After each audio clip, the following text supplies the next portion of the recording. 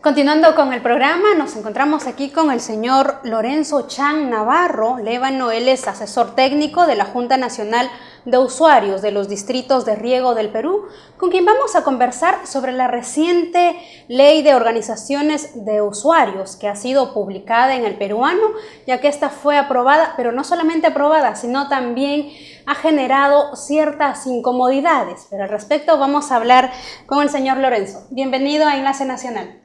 Muy agradecido por la invitación que me hace Enlace Nacional, porque me permite a mí que sea difundido a nivel nacional, ¿no?, a través de los diversos canales que ustedes están con quienes ustedes están conectados, para difundir las opiniones propias de la Junta Nacional de Usuarios con respecto a dicha ley, la Ley de Organizaciones de Usuarios de Agua.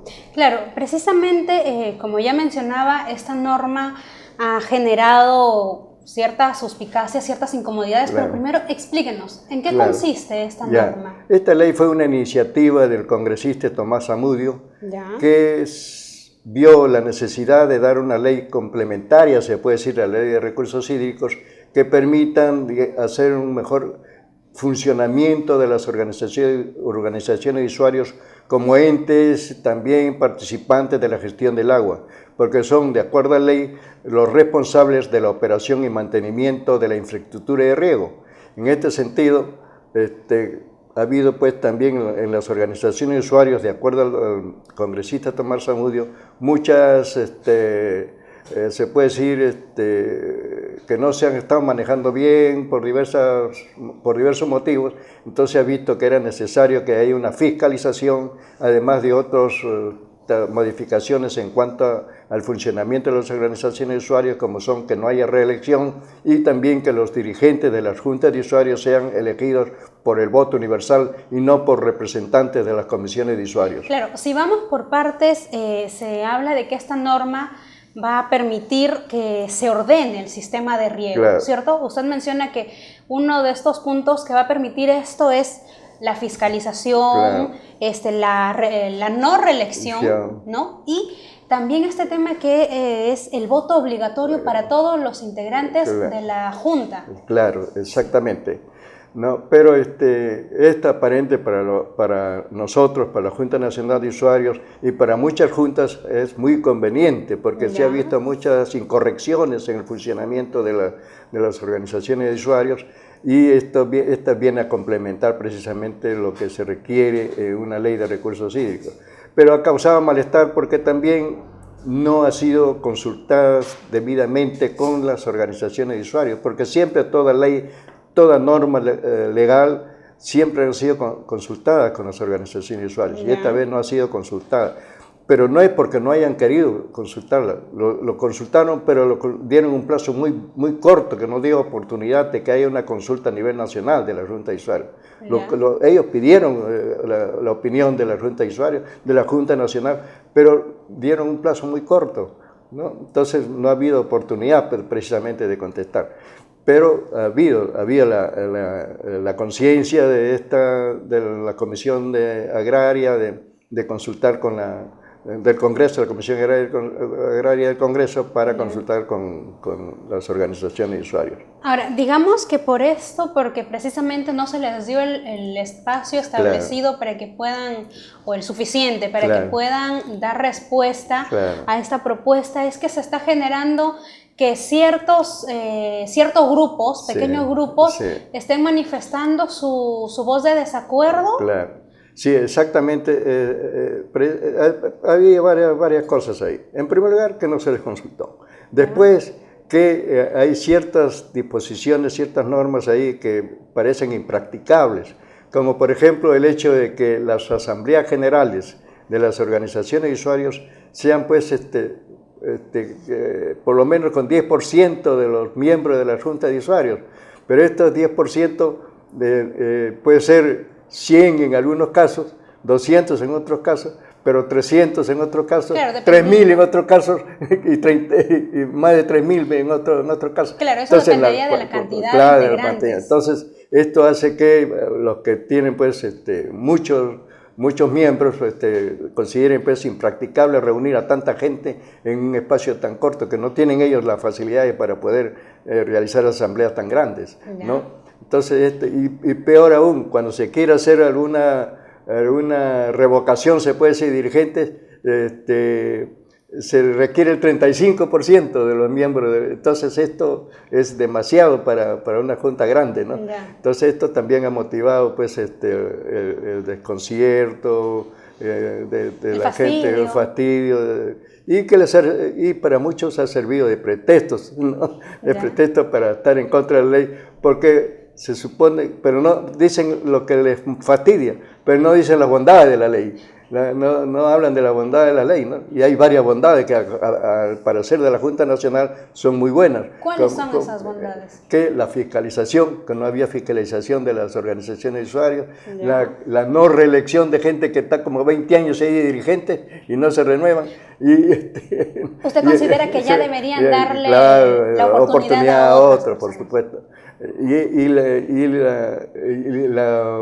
que los directivos de la Junta de Usuarios sean elegidos por el voto universal, o sea, no por representantes de comisiones de usuarios, de grupos de usuarios, se puede decir, sino que todos los miembros de la Junta voten, ¿no? Eso sí es factible, eso no es problema si sean 50.000, ¿no? Claro. Eso sí es posible. Una elección común y corriente que va a ser y más aún, garantizada por la OMPE, así es, supervisada por la OMPE, o sea, pues, para que sean las elecciones lo más transparentes posible.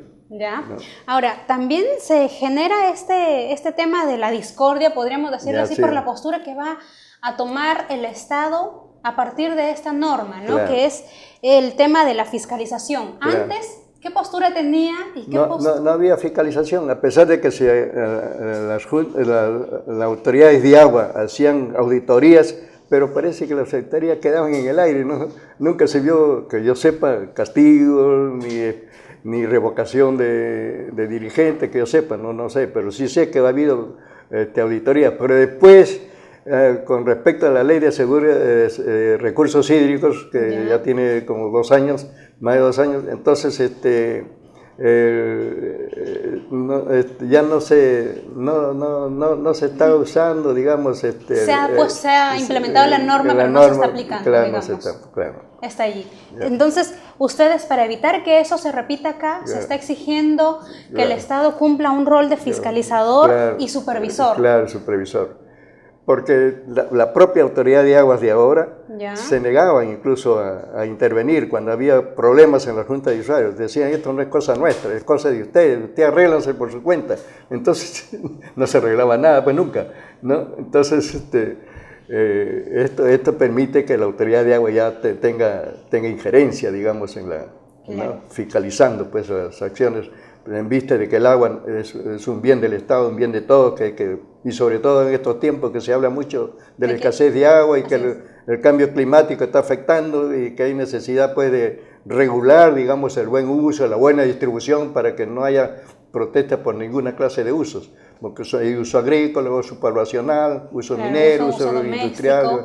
Ahora, precisamente usted toca un tema bastante importante que es cuidar el uso del agua. Cuidar el uso. Pero se necesita, ustedes como usuarios constantes, porque están siempre en el tema de riego, usan bastante. Ahora, necesitan que el Estado esté allí fiscalizando y regularizando el uso, que no se excedan, que no lo malgasten, o no pueden hacerlo por su propia cuenta como una toma de conciencia. Claro, se habla mucho de la autogestión. ¿Ya? Precisamente en la época de la Junta Militar de Gobierno, en la época de la Reforma Agraria, se hablaba mucho de autogestión. También nosotros hemos propiciado mucho, yo particularmente propicié mucho la autogestión, pero estamos viendo que también necesita ser regulada de alguna manera, ¿no? Porque he visto que también no sirve dejarlo muy sueltos, digamos, a las organizaciones usuarias. Necesita por ahí un poquito que vayan aprendiendo más todavía la gente para darle realmente que ellos mismos se dirijan, porque ese es el objetivo, digamos, se puede afinar, el objetivo último, digamos, ¿no? De que realmente se manejen y se manejen bien, pues. Bien. Y eso se consigue cuando la gran mayoría de usuarios estén fiscalizando ellos mismos. Pero no están fiscalizando, ese es el problema. No hay un compromiso. Claro, si los propios usuarios, digamos, los miembros estén fiscalizando ellos mismos, sería una gran cosa. Pero como no lo están haciendo y tampoco les permiten... Bueno, entonces hay que esperar que asuman un poco de rol más compromiso activo, y un rol activo. Es el compromiso de todos los usuarios, es una palabra muy importante. Así es, ya para finalizar, ¿qué es lo que va a pasar con estos grupos que no están de acuerdo con esta norma? ¿Se va a llegar a una conversación? Bueno, nosotros estamos de acuerdo en que algunos aspectos que están fastidiando, molestando de la ley, digamos, se pueden quizás de alguna manera obviar, subsanar con el reglamento de la ley. Claro. En ese sentido estamos bien conversando con la Autoridad Nacional del Agua, ¿no? Para ver cómo, digamos, implementamos esta ley, ¿no? Con todos sus defectos. Claro. Lo ideal sería que al menos todos estén de acuerdo con lo que se... Con lo más importante. Así es, con lo que se... Con las bondades de la ley. De buena manera en una norma. Claro. Bien, señor Lorenzo, muchísimas gracias por habernos acompañado en Enlace Nacional. Más bien, yo le doy nuevamente las gracias por esta oportunidad que permiten difundir algo muy importante por la vía nacional. Bien, muchas gracias por estar aquí. Estuvo con nosotros el señor Lorenzo Chang Navarro. Él es asesor técnico de la Junta Nacional de Usuarios del Distritos de Riego del Perú, con quien conversamos sobre la Ley de Organizaciones de Usuarios de Agua. Ahora nos vamos a la pausa y retornamos con más aquí en Enlace Nacional.